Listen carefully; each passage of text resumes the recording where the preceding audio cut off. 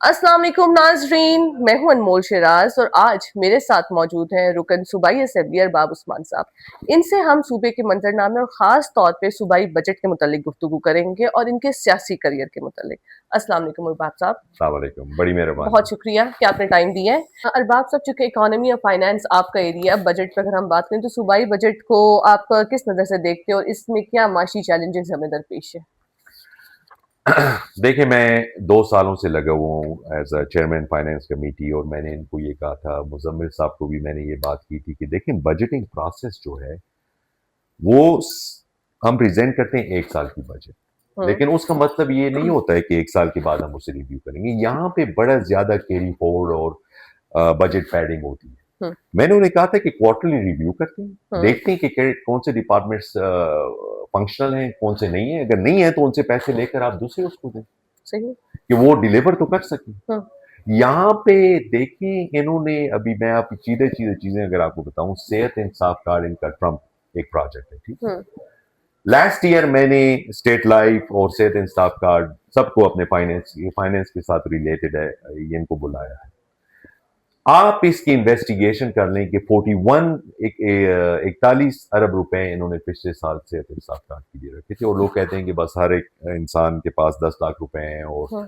हर एक शहरी पुख्तनख्वा का जाके और वहां से अपना इलाज करवा सकता है। अभी तक जो हमारी ज्यादातर ऑपरेशन वगैरह होते हैं वो कार्डियोवैस्कुलर रिलेटेड होते हैं, एज हम्म। डायनामिक्स आप देख लें। ऐसे ही। लेकिन जो पैसे नहीं दिए गए थे, तो एलआरएच को और पेशावर इंस्टीट्यूट ऑफ कार्डियोलॉजी को अभी तक 4 अरब रुपए क्यों नहीं मिले? हम्म। ये पैसे हम दे देते हैं कागज पे, लेकिन एक्चुअल्स कहाँ हैं? हम्म। उनकी अकाउंटेबिलिटी कौन करेगा हम्म। अभी तक? और मैं ये कोशिश करता हूं कि मेरा लीगल डोमेन इसमें क्या है कि पब्लिक ऑडिट पीटीआई का पुख्तनख्वा में नहीं हुआ है, जो होना चाहिए। हम्म। और दूसरा, देखें, हमारे पास गवर्नेंस के लिए सबसे बड़ा इंस्ट्रूमेंट जो है वो बजट है। हम्म। जब भी हम इनसे काम की बात करते हैं तो ये कहते रहे हैं कि हमारे पास जो फेडरल गवर्नमेंट है वो हमें सपोर्ट नहीं कर रही। बिल्कुल ऐसे ही तो है। जब इनकी हुकूमत थी तो इनको उस टाइम हमारा बजट की हमारे पास फाटा मेरा ख्याल आया था नहीं, but the budget size was relatively small. हम्म। लेकिन फिर भी 350 बिलियन 18-19 में मिले थे, ऐसे आप देख लें। लेकिन उस टाइम भी इनको 64%, 63%, 70% सिर्फ फेडरल से पैसे मिले। हम्म। तो ये किस चीज की दावत है? हम्म। आप ना यहाँ डिलीवरी कर सकते हैं, ना हम्म। आप फेडरल को बता सकते हैं कि आपको जो फंड्स वगैरह मिले हैं, जो आपको फाटा के लिए मिले हैं, जो हमारा ब्रेड एंड बटर है। हम्म। और मैं एक सेमिनार में बात कर रहा था कि जब फाटा का मर्जर हो रहा था तो मैंने ये कहा है कि देखें, फाटा के लोगों को, एक्स फाटा के लोगों को, मर्ज डिस्ट्रिक्ट्स के लोगों को इससे फायदा बिल्कुल होगा कि नहीं होगा वो अलग बात है। हम्म।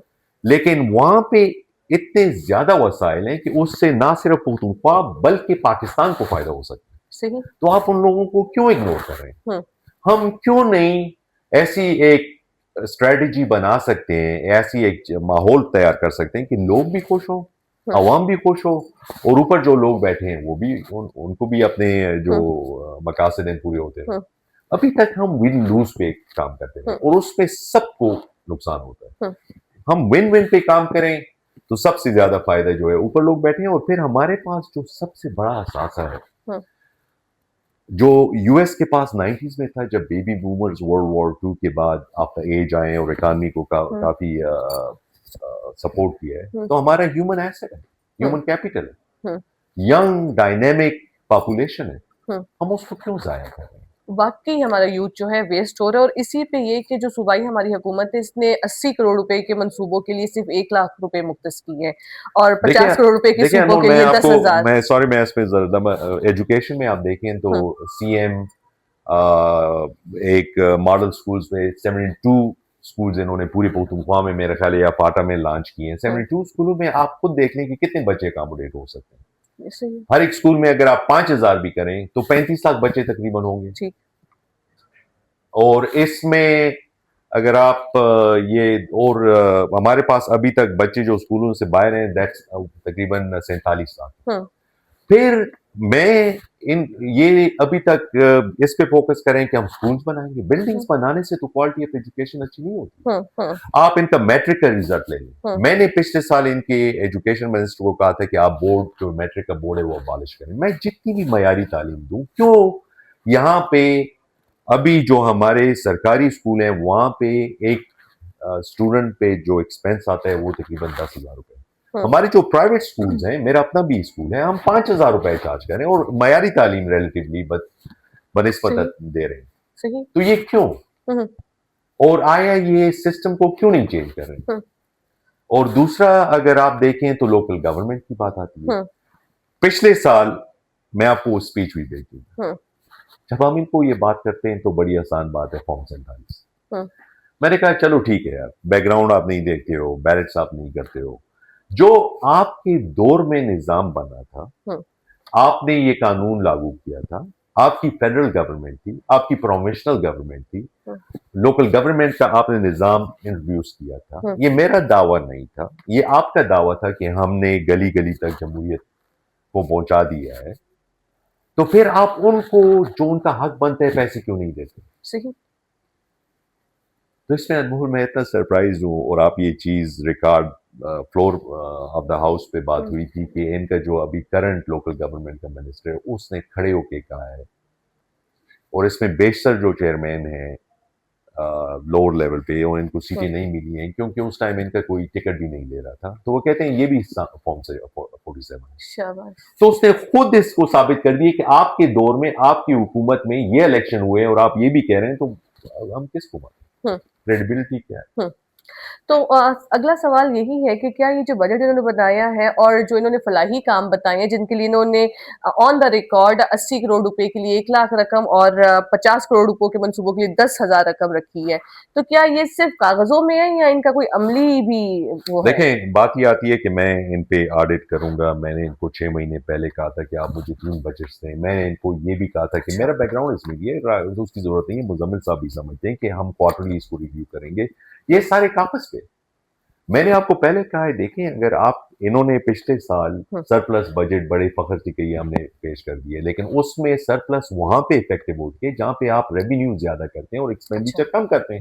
انہوں نے اے ڈی پی پہ کٹ لگا کے کہہ رہے ہیں کہ ہم نے 157 ارب روپے کی سرپلس بجٹ پیش کر دی. ان کے اپنے دور میں جب صوبائی حکومت تھی, ان کے فائنانس منسٹر تھے وہ جگڑا یہ کہہ رہے تھے, اور جو ترین کی جو بات تھی آپ وہ دیکھ لیں کہ ان کو بھی کہہ رہے تھے کہ آپ سرپلس بجٹ دیں, اور ان کو یہ فکر نہیں تھی کہ صوبے کے حالات کیا بنے گے, بجائے اس کے کہ جہاں سے عمران خان کی بنیاد, اور ان کو اتنے بڑے بڑے دعوے جو کرتے ہیں جیسی بھی وہ تو چیز علیحدہ ہے, لیکن سپورٹ ملی ہے تو آپ اس صوبے کو سپورٹ کریں. تو مسئلہ یہ آتا ہے کہ دیکھیں, میں نے آپ کو کہا ہے آپ میرے 5 سال دیکھ لیں, ان کے 15 سال دیکھ لیں.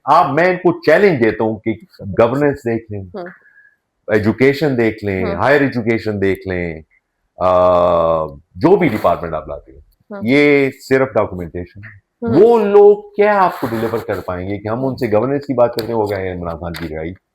تو اگر وہ بھی آپ کرنا چاہ رہے ہیں تو جائیں پھر پنجاب میں, آپ یہاں کیا کر رہے ہیں؟ جب رہائی کی بات ہوتی ہے تو صرف اڈیالہ کے جا کے چکر لگا دیتے ہیں.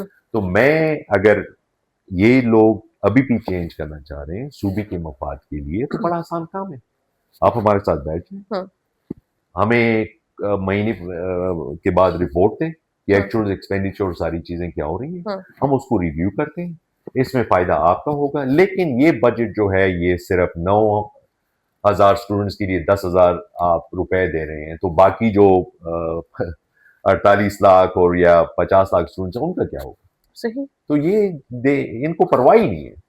اس لیے پرواہ نہیں ہے کہ دیکھیں ان کو ووٹ اس میں کوئی شک نہیں ہے, اور اس چیز پہ یہ لوگ فخر کرتے ہیں کہ عمران خان کی وجہ سے ملتے ہیں, لیکن ان کو اپنے حلقوں کی, عوام کی, باقی چیزوں کی بالکل پرواہ ہی نہیں ہے. صحیح. تو یہ لوگ کہاں ڈیلیور کروائیں گے؟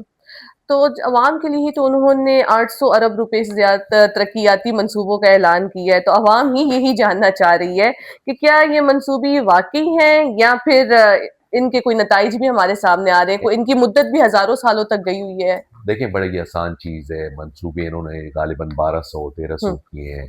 اور اپنے پی ٹی آئی کے لوگوں کو جب بھی وہ ابھی ناراض گروپ بھی بنا ہے خوش کرنے کے لیے، اس دن بھی ان کی بات ہو گئی ہے. پھر میرا خیال ہے کہ بیرسٹر گول سے ہاں ان کی یہ بات ہوئی ہے کہ ہم بیٹھ کے یہ بات کریں گے اور اس کے لیے ایک لائے عمل بنائیں گے کہ عمران خان کے لیے کیا انہوں نے کیا ابھی تک اور کچھ کیا کر پائیں گے. ان ہاں کو پھر بجٹ کے لیے یوز کیا جائے گا. صحیح. ریکارڈ پہ کہہ رہا ہوں کہ اس کے بعد ان کا کوئی پوچھے گا بھی نہیں. ہاں اور ان کو منانے کے لیے انہوں نے اتنی ان کی اسکیمیں ڈالی ہیں، لیکن اسکیموں کی جو انہوں نے لاگت دی ہے وہ 1,000 ہے، 1,00,000 ہے، جہاں پہ 1 ارب روپے لگتے ہیں، 50 کروڑ روپے لگتے ہیں. تو یہ تو اپنے لوگوں کو دھوکہ دے رہے ہیں. ہاں صحیح. یہ بتائیں کہ اپوزیشن نے یہ بھی بتایا کہ ترقیاتی فنڈز جو ہیں صرف سیاسی بنیادوں پہ ہی تقسیم ہوا ہے، جس طرح آپ نے اس بات کو ابھی تصدیق بھی کی ہے. تو آپ کو لگتا ہے کہ بجٹ جو ہے یہ ترقیاتی فنڈز کی جگہ صرف ان کو منانے کے لیے یا سیاسی بنیادوں پہ ہی دیا جا رہا ہے؟ بالکل دیا جا رہا ہے. ہوں اس لیے دیا جا رہا ہے کہ آپ پچھلے ان کے ٹرمز دیکھ لیں.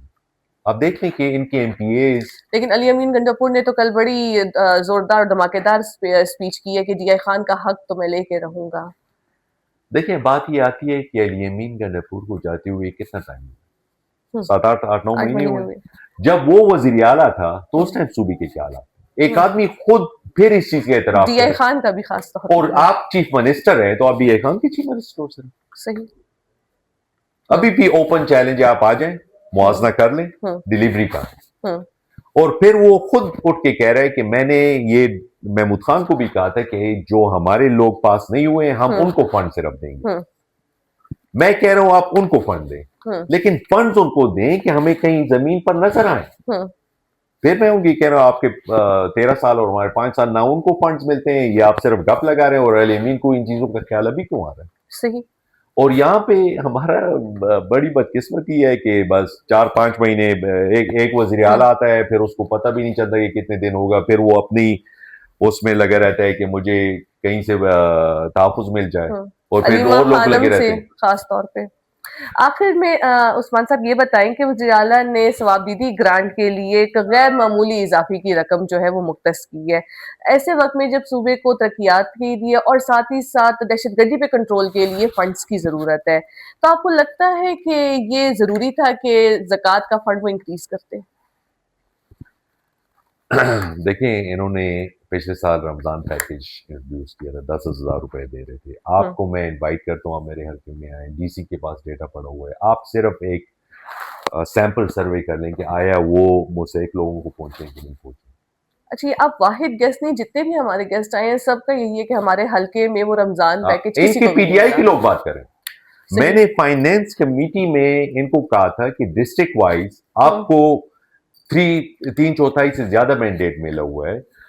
جب یہ ڈیولپمنٹ کام ہوتے ہیں تو یہاں پہ دیکھیں بڑا المیہ یہ ہے کہ عمران خان جب وفاقی حکومت میں تھا تو ان کے ایم این ایز اور ایم پی ایز تھے.